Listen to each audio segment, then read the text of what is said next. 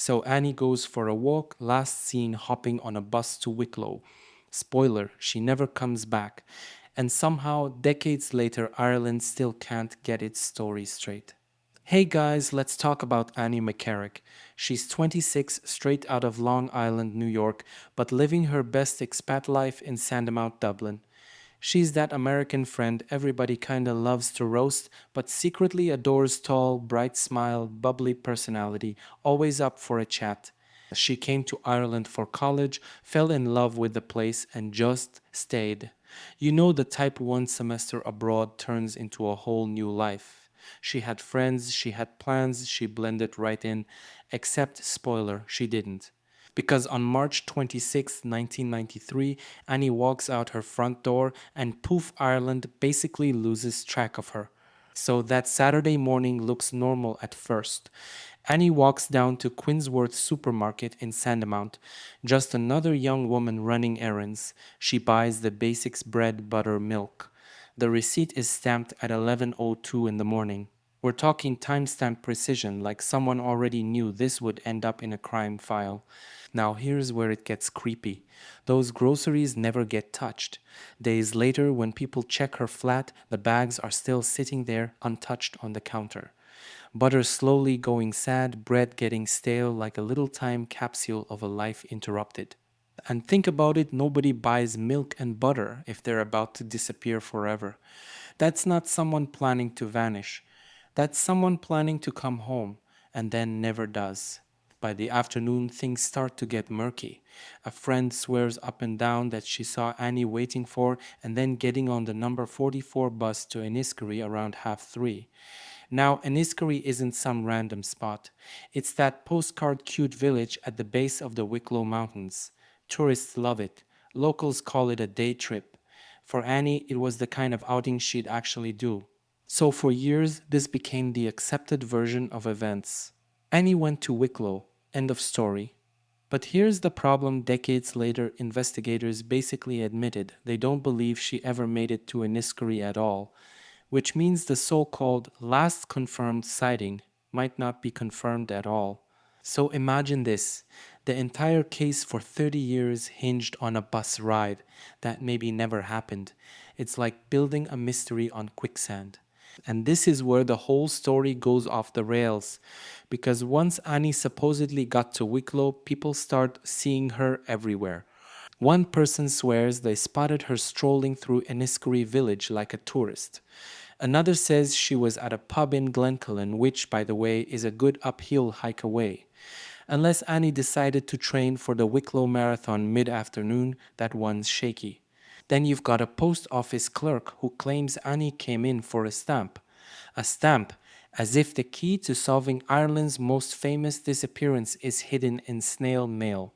And just when you think it can't get messier, someone else swears they saw her walking alone on a rural road, which sounds more like the start of a ghost story locals tell around a campfire than hard evidence. Here's the punchline: all these sightings overlap.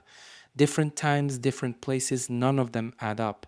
It's like Ireland decided to play Where's Annie, except every single witness had a different page of the book. So instead of one clear lead, the Gardee end up with a mess of bad memories, tall tales, and contradictions. And decades later, most of those sightings written off as unreliable. So after all the bus talk and the dodgy Wicklow sightings, the investigation should have been heating up. But nope, instead it just fizzles. By the mid-90s, Annie's name becomes another file in the Gardee's cabinet. No body, no bag, no purse, just a stack of rumors and an empty flat with groceries that nobody ever touched. Now here's the jaw dropper. Annie's friends and family back in New York actually faxed the Gardee right after she vanished. They warned about a man in Dublin, someone Annie knew, someone who, according to them, once hit her while drunk. Major red flag. But years later, when reporters dig back into the case, the Gardee shrug and say, "What faxes? We never got them." Like the papers just evaporated into thin air. So yeah, it's not just Annie who went missing. Evidence did too. And every day that passed, the trail went colder. By the late 90s, she's not just a missing girl anymore. She's part of what people start calling the Vanishing Triangle, that stretch of the east of Ireland where multiple women disappeared without a trace. Annie's the American face of it, the one tourists whisper about, but at home it's just another unsolved file collecting dust. By the 2000s, her name's barely in the news, just a pub story, a shrug. Remember the American girl who vanished? Pint glasses clink, topic changes, case frozen. For 30 years, Annie McCarrick's file sat there stamped missing person. But then, out of nowhere in 2023, the Gardee finally say, hold up, this isn't just a missing case, this is a murder inquiry. That's a massive deal. It's Ireland basically admitting what everyone already suspected. Annie didn't just wander off into the Wicklow Hills and get lost. Somebody made her vanish. So suddenly, the coldest of cold cases is back in the headlines. Journalists dust off old theories, locals get interviewed again, and the Gardaí start dropping words like suspect, arrest, and forensic search. Words nobody thought they'd hear after 3 full decades of silence. It's like watching an old VHS tape suddenly switch into high definition. For the first time in years, people think answers might actually be coming. So after 30 years of rumors and dead ends, the Gardaí finally make a move. They arrest a man in his 60s, someone who actually knew Annie back in the day, on suspicion of murder. For a case this cold, that's a bombshell. And they don't stop there. They launch a full-blown forensic search of a property in Clondalkin, West Dublin. We're talking diggers in the garden, cadaver dogs sniffing around, crime scene tape up like it's a Netflix set. Neighbors are peeking out their curtains like it's the best entertainment they've had in years. The vibe at the time, this could be it. 30 years later, maybe they're finally about to find Annie, or at least the truth of what happened to her. For a moment, it feels like Ireland is holding its breath. So the diggers tear up the garden. The cadaver dogs sniff every inch. For days, it looks like something big is about to drop. But when the dust settles, nothing. No body, no evidence. Just a wrecked lawn and a community buzzing on gossip. The man in his 60s who was arrested, released without charge. Just like that. 30 years of waiting, and it all slips back into silence. For Annie's mom, Nancy, it's brutal. She says she doesn't even care about justice anymore, she just wants the truth. After decades of unanswered questions, the constant stop-start of the investigation is its own kind of torment. One day there's hope, the next it's gone. So what was supposed to be the breakthrough moment turns into just another cruel twist in Ireland's longest running mystery. With no body, no hard evidence, and 30 plus years of dead ends, all that's left are theories. And oh boy, Ireland has plenty. One camp says Annie was another victim of the so-called Vanishing Triangle, that eerie cluster of women who disappeared in the 90s.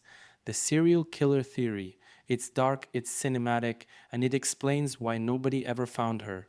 But the problem? Zero proof. No link tying Annie to those other women besides bad timing and geography. The other camp says forget the mystery man in the Wicklow Hills. This was personal. Somebody who knew Annie. Someone obsessed, someone who maybe tried to control her. The kind of guy her friends warned about in those lost faxes. That angle makes sense. It's less spooky legend, more tragic reality. And then there's the wild card theories. Maybe she got into a car with someone she trusted. Maybe she never made it past Dublin at all. 30 years later, the possibilities have multiplied instead of shrinking. At this point, the case is less about what happened and more about which story you choose to believe. Just when you think the story couldn't get any messier, the Gardee packed their bags and head abroad. Yep, investigators actually traveled to France to question a man who had known Annie back in the early 90s. Why France? Because apparently every time this case cools down, a brand new lead pops up out of nowhere. And if it means chasing a guy across Europe 30 years later, the Gardaí will do it. But like everything else in this saga, nothing concrete comes out of it.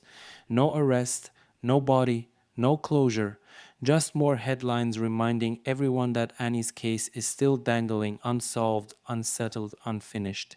It's the kind of move that makes the case feel global, but also shows just how far the net has been thrown, and still it comes back empty.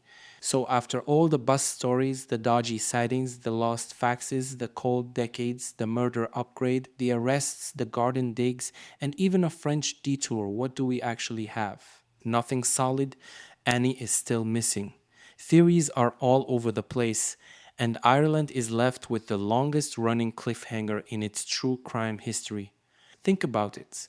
The last hard facts we know are a receipt timestamped at 11:02 in the morning and a bag of groceries that never got put away. 30 years later, those little details say more than any of the so-called sightings ever did. You thought it was just Annie went to Wicklow and disappeared? Nope. It's turned into Ireland's most haunting unsolved riddle. A case that reopens every few years, makes headlines, then fades back into silence. And here's the twist that sticks. The night Ireland wants to forget never actually ended. It's still happening on loop every time Annie's name comes back. And those groceries, still unpacked, haunting.